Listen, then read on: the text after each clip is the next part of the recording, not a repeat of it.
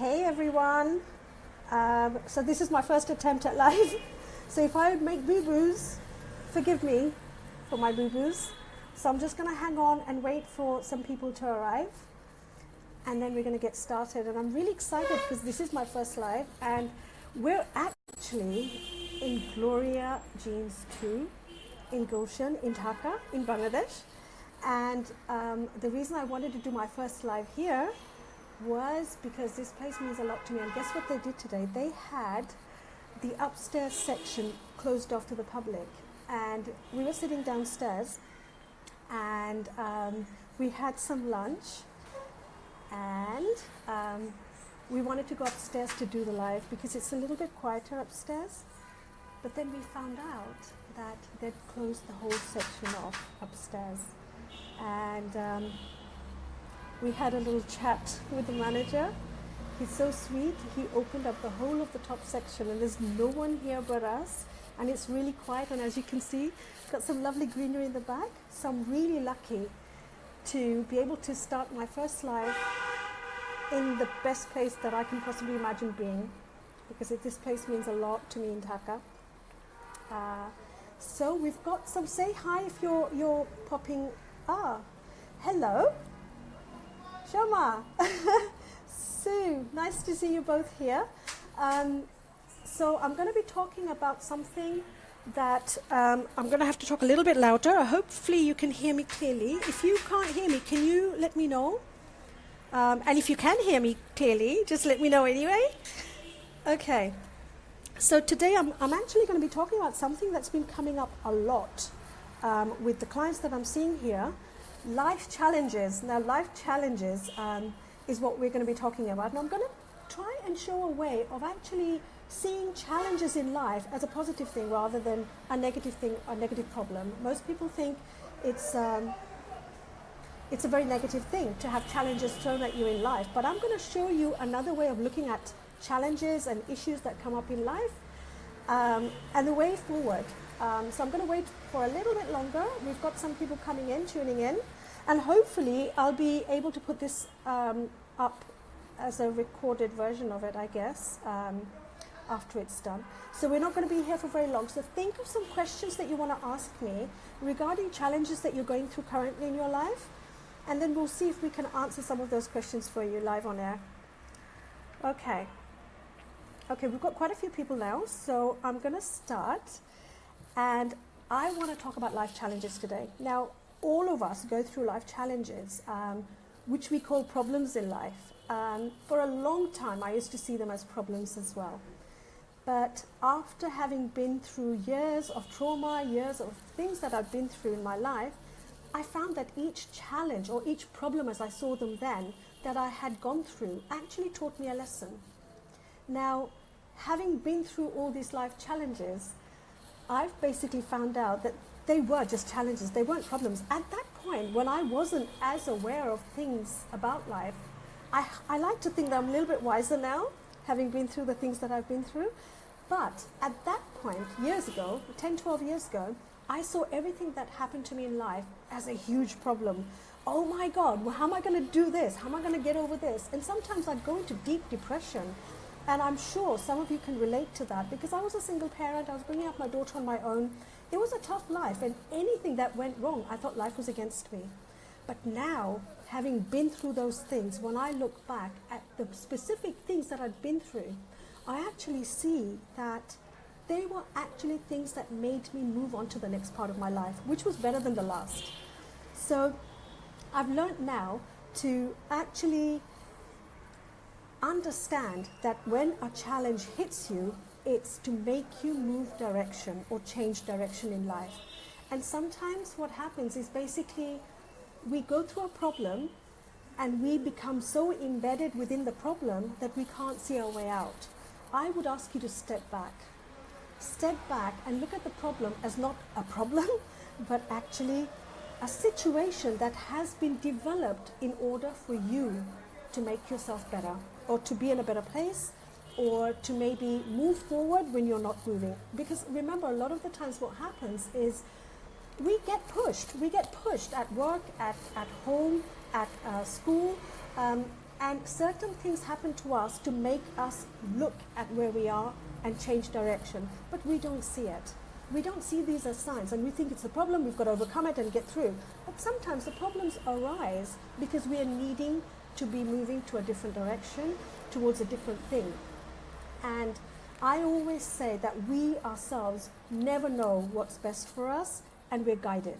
And if we can just listen to the guidance that comes from within, our life would be so much easier to cope with, and we wouldn't be struck with crisis after crisis. So when I was struck with crisis after crisis, I learned the hard way. But I like to think that if I've been through all that, I'd like to share how you can make your life flow more easily without having to have the hard pushes that life gives us. So why do challenges happen? Most people think, well, life is a bitch.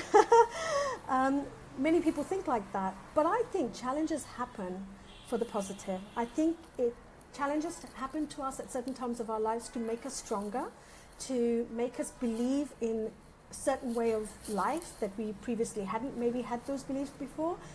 I think those things happen to awaken us.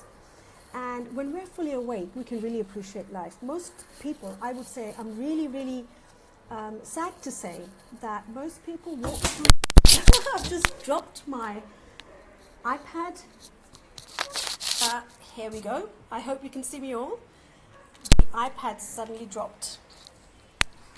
But anyway, I'm back. Maybe that was a challenge. I'm supposed to learn that I'm supposed to get a better stand for my iPad. Okay, so most people think that life happens to them in a certain way because life's unfair, I have bad luck, maybe things are not meant to work out for me, things like that. So I think the best way to look at it is not see it as a challenge, not see it as a huge problem, but see it as what it is. And if you give yourself enough time and step back a little bit, you will see that the things that you're meant to learn from it will actually start to come into your vision, come into your senses, and you know the next road to take. So I'm going to take a few questions here. I can see a couple of questions. Let me see. So Shoma is asking, what if your state of mind is low? I don't think I have challenges as such. It's more a state of mind right now. Not sure if that makes sense. It completely makes sense to me. Feeling low, Shoma, I think is another sign that you need to change something. Your vibration is telling you that whatever situation you're in currently, maybe, just maybe, something needs to be changed or tweaked. And I know you personally. You're a fantastic mentor. And we've both helped each other before in the past. And because I know you personally and you try and reach out to so many people in your line of work as a I think you're a careers coach. So if anyone would like to look Shoma up, please do. She's excellent at what she does. So I would say when I'm tuning into you now, I'm sensing that what you perhaps need to work on is putting your barriers up, have some boundaries. And I think you've done the boundaries bit, but maybe you're not sticking to it a lot. Also, I'm feeling that other people's energy is really affecting you. So I don't think you need to make a drastic change in your lifestyle or your career. You're doing wonderfully well with your career, and I would love it if you stuck to it. But I think it's more to do with being able to delete negative energy from around you. Yeah, I think that's why you're feeling low. I don't think it's anything hormonal. I don't think it's anything to do with taking medication. I just don't believe in that. I think it's more to do with you maybe being more aware of how to get rid of negative energy around you. I feel quite a few people around you who are possibly not the best to be in your life right now, and I know if they're family members or friends, you can't really avoid them that much, but you can, in fact, maybe spend less time with them. So I hope that's helped you. Let me just go through some others.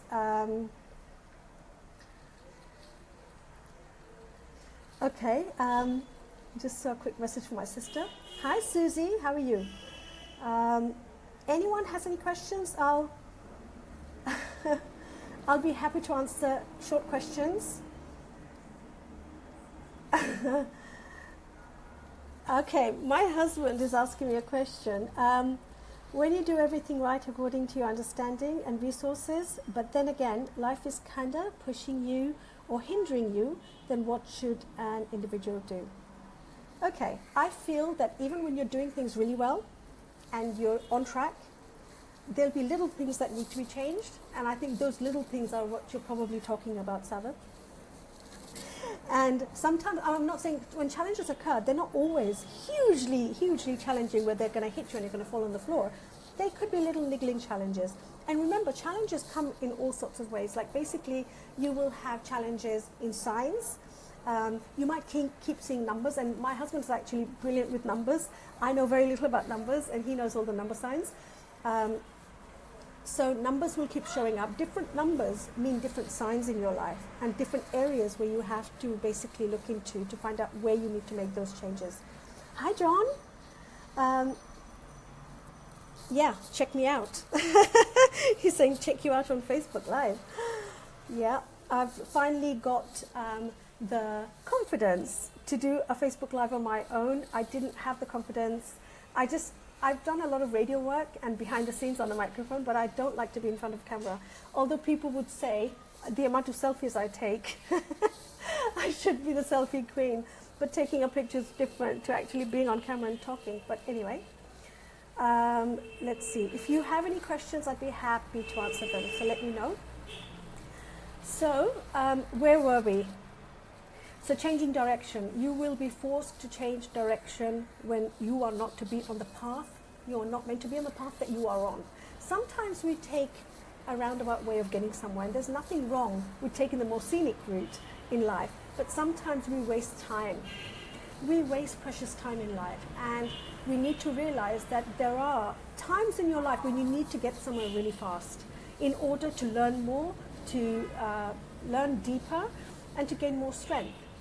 And more awakening. So sometimes when we do take the lazy way out, life or the universe will push you towards the path that you're meant to be on, and you might have gone off track.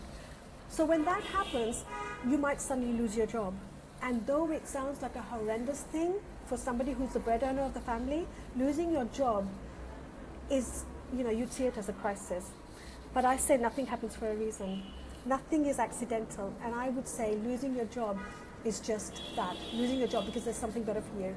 And maybe if you had that job and you were comfortable and you were basically happy to be where you are, but you know you can give more, maybe something better is waiting for you and you're actually losing the window of opportunity. So losing a job is not always a bad thing. It's never a bad thing because it's actually telling you that there is something better. You need to move on. You need to promote yourself somewhere else.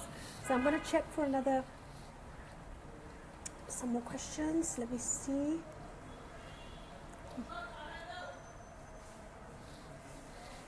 John says that it looks like I'm talking about his life right now. I think I'm talking about quite a few people's life right now because I think I've seen a lot of people come to me with the same questions again and again about challenges in life. Okay, so somebody, Tassin has just said, today I read somewhere we live with our trauma. And I agree with it. I'm a single parent and I have toddlers. You went through the same situation, so you can relate. What I find, I'm always afraid and not enjoying. Yeah, I did live through that. So true. I lived in fear a lot of the times in the early years when I was bringing up my daughter on my own. Now, living in fear actually brings your vibration down. If you recognize you're doing it, you can change it. Yeah. The danger is when you don't recognize it. The danger is when you think this is life, this is the way it's meant to be. That's the danger. And if you actually recognize that that's not the way it's meant to be, then you're already on your way to recovering and actually making your life better. And the fact that you recognize it, Tassin, is really, really good because it means that you can actually make some changes now. Fear is a very negative emotion.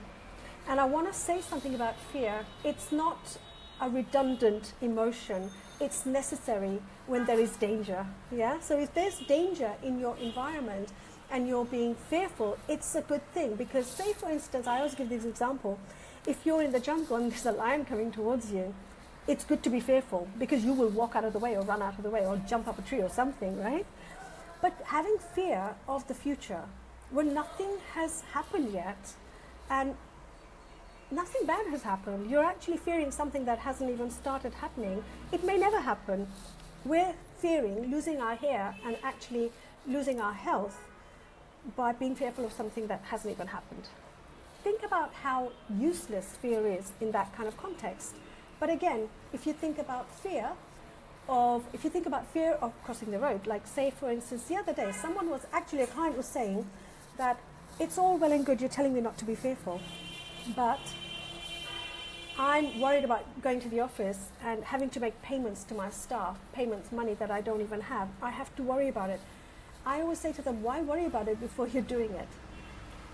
Have a target in your mind, manifest it in your mind that you will be okay, you will be able to make the payments. And I said, in the last 12 months, have you ever missed a payment for the staff? And he said, no, he's always made the payment on time, and what they're supposed to be earning, he's been able to make the payment. So I said, so how come you're worrying about it when you're being able to do it? In the last 12 months, you've never missed a payment. So why worry about it? And maybe if you don't worry about it, you will be able to make a smoother transition to making the payment every Friday or whenever you make the payment. And if you think about our life now, the only time you should fear it is when there is danger in front of you. Do not have that fear in you. We've been built in such a way that we are feeling fearful of little things which don't even matter. And fear actually triggers off certain hormones in your body, which escalates in our system artificially. And these hormones are actually making us sick. It's giving us ulcers, it's giving us palpitations, it's giving us heart problems, because we're constantly living on edge. And if you, I always get told, I've been actually told that I look younger for my age. And I believe I look younger for my age because of the fact that I actually never worry. I don't sit there worrying about things that haven't happened. At the moment, I'm living apart from my daughter. She's in the UK, and many mothers would worry about their daughter, what they're eating, what they're, where are they going to work? Are they studying? What's happening? Are they safe? All kinds of worry. I don't worry. I love her like any other mother would love their daughter, but I don't worry about constantly what she's doing. We keep in touch. We're constantly texting each other and seeing how we are, but I don't sit there worrying because your negative thoughts will actually hit her life in a negative way. Because maybe many of you don't know what I do for a living, for a career. I'm an intuitive therapist, and I use telepathy to speak to other people. And I also use telepathy to influence other people in a good way. I don't do it in a negative way. I do it in a good way to enhance people's lives and to teach them how to lead better lives, happier lives. So working with telepathy, I know for a fact that your words and your thoughts have an energy. Yeah, just like everything else in the world, everything has energy, but your thoughts even have energy. This is why prayer works. If you're praying, the prayer works because you're energetically sending out a good vibration to people or whoever you're praying for.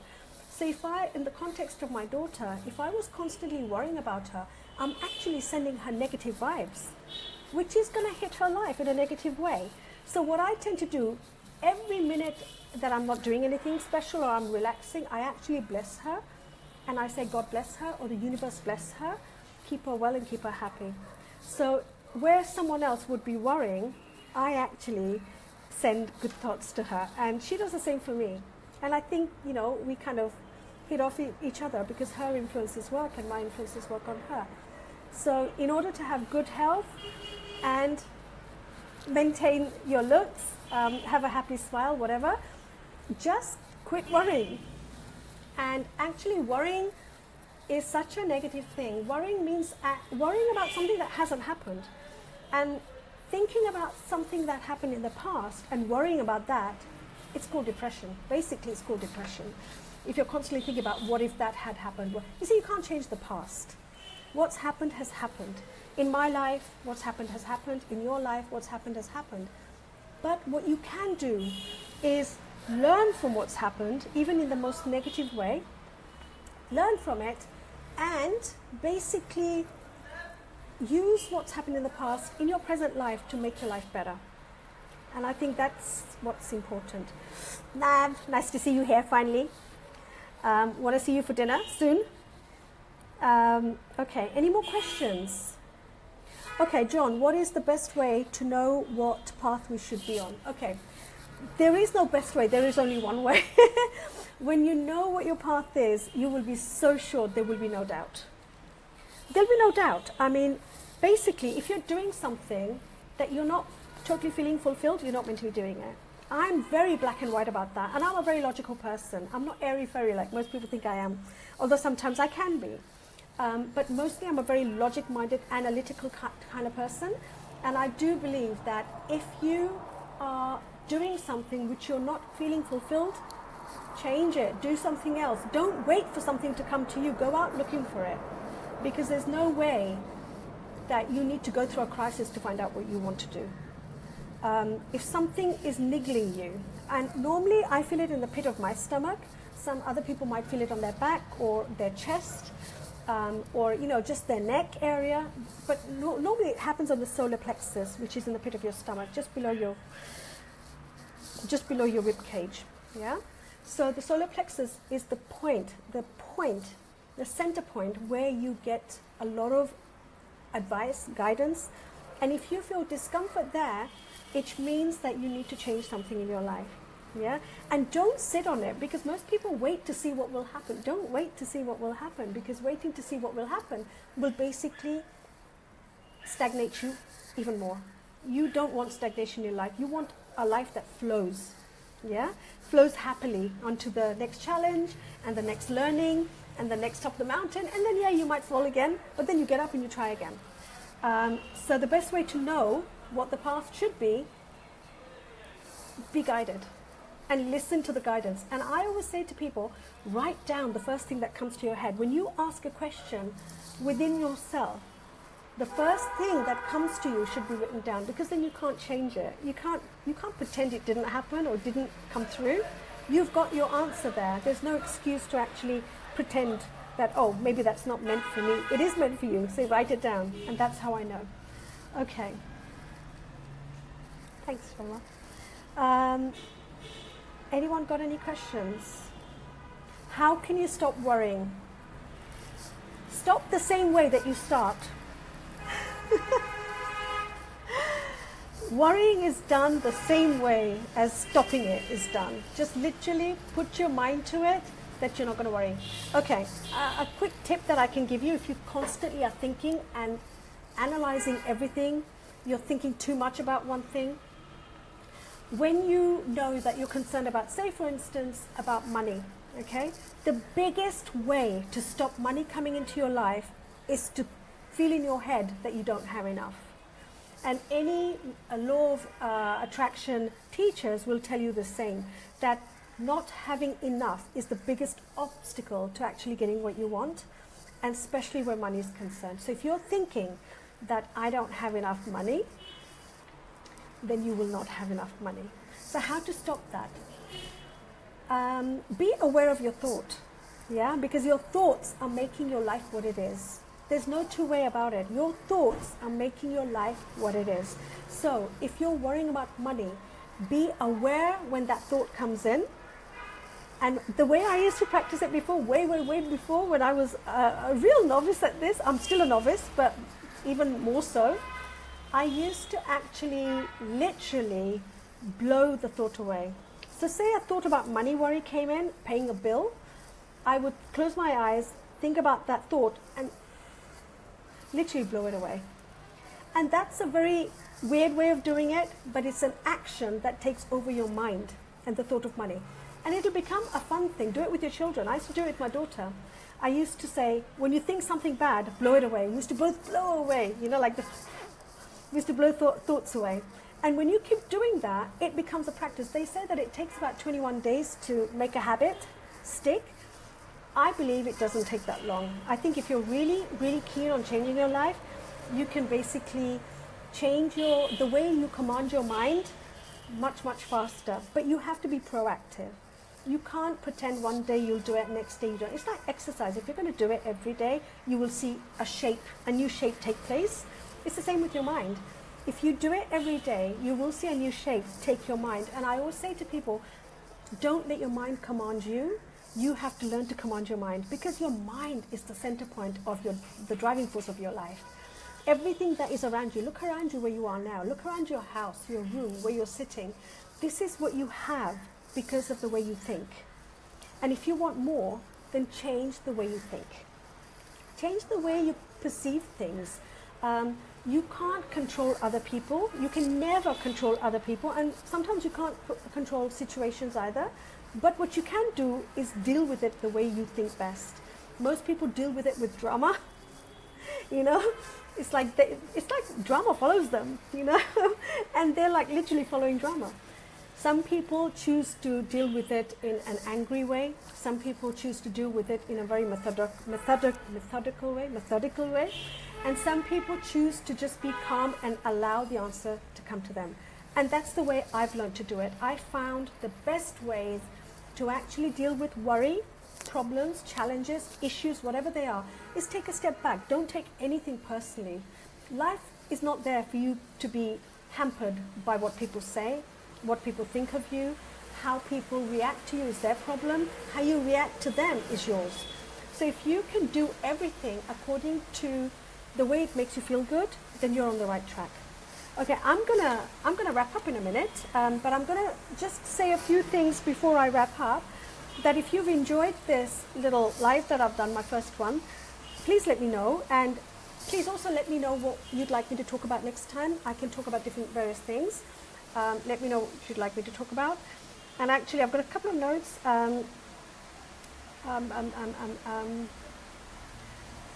Yeah, so someone was actually just messaging me privately saying, how do I teach people? How do I do a coaching session? Or how do I do a client session?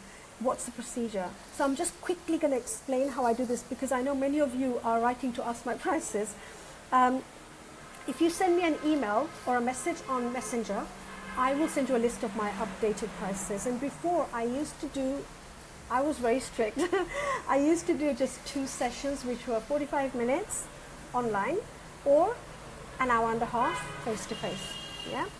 So now I've had many people say, I can't afford a 45-minute session, and I can't come to meet you for a 2-hour, 1-hour session, 1.5-hour session. How can we go about coming to an understanding where we do a shorter session? So what I've done, I've completely rehashed all my prices.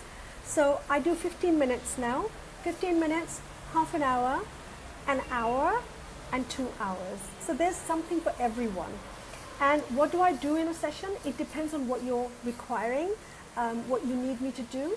So I usually do a telepathic session where people send me a photo of somebody they know or themselves in order to find out more about themselves and a problem or a blockage that they might be facing. And I can tune in with a photo and find out what the problem is. And that's telepathy. That's the strength of telepathy. That's the beauty of telepathy, where I can just look into the subconscious mind of a person and literally pick up what their issue is. I also do health scans, so I'm basically what they call, I've been called an X-ray eye, so I can look at somebody's body and see through them. It sounds weird, but that's what I do. I literally can see their kidney, their liver, their heart, their back, their skeletal, bones and everything, organs.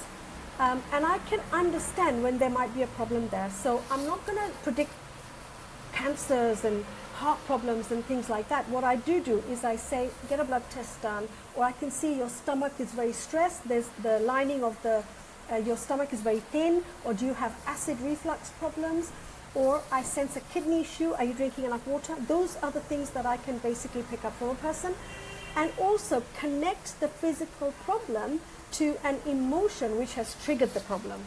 So I believe that every physical problem that you have in your body is triggered by an emotion that you have been through in the past or going through currently. So it will depend on person to person, but that's the thing I do. Now let me just make it clear that I can't do that in 15-minute sessions. It's way too much to cover. So I only do that for 1-hour sessions or 2-hour sessions. And all the sessions beyond that, like before that, like 15 minutes, 30-minute sessions, and 1-hour sessions, I do online. The only time you'll do a face-to-face session is if you take the 2-hour session. Okay?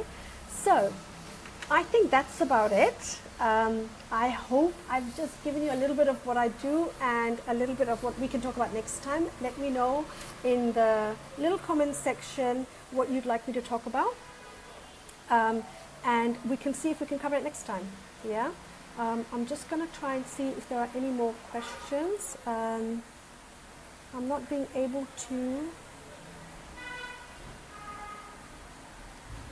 I'm not being able to see the questions for some reason. Oh, there we are. Okay, I've got them now. Yeah, John. John is a very good friend of mine in the UK, and he basically is another person who's very analytical, very sharp-minded, and he didn't believe in this airy-fairy shit that he used to say that I'd do. And then he had a complete change, and we did a session where we kind of worked together, and I guided him to introduce himself to his guide, or his guide to introduce herself to him. And her name is Sita. And I know that John's been using Sita, taking her help. And each one of us, I mean, there's so many topics we can talk about. Maybe next time we'll talk about guides and how to connect with them and get the answers. Because we have so little time right now, I'm not being able to cover everything, but there's so much to talk about, and I get really excited about all the things that we can talk about. So next time we'll talk about maybe guides. I need to quickly just say that if anyone wants to learn how to do what I do, and everybody's got it within them. I always say time and time again, this is one thing I keep saying, that we are all capable of doing telepathy, remote viewing, drawing things to us in life, using our mind in a better way. All of these things can be done, and I do workshops. If you're interested in doing a workshop with me, let me know privately or here, and we'll work something out. I've got a Dhaka group. I've got a telepathy group.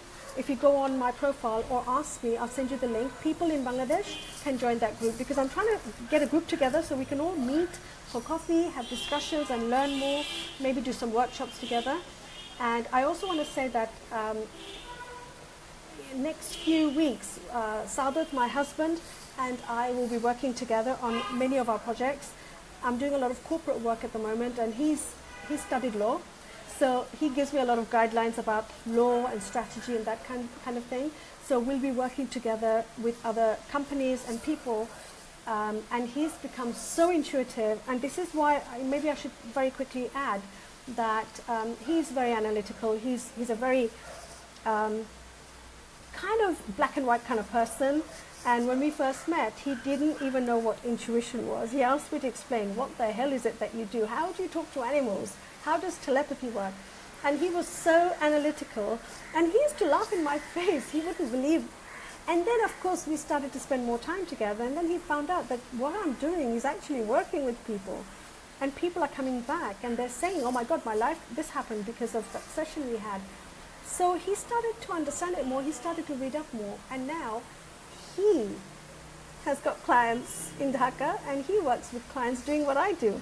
And when I'm actually away in the UK, he's taken over some of my clients for me. So now that we're married, it makes it easier to work together. So we'll be doing more of that. So, time to end now. I'm sure some of you are very bored. I'm sorry if you are, but I hope to speak to you again. And how to pay. Arshad, if you basically message me, I'll send you a list of my prices. Anyone who's outside of Bangladesh will get international prices. It's the same price, but you get to pay in sterling via PayPal. And if it's in Dhaka, literally, Bcash me the payment and I will set up a session for you. You get an email after you make payment, and then we start to sort of work out a session for you. Okay? And I'm seeing about 3 to 4 clients a day, longer ones and some shorter ones in between stuck in. So whenever I have free time, I'd love to do more Facebook Lives and talk to you guys more and connect. But meanwhile, we're going to talk about science too.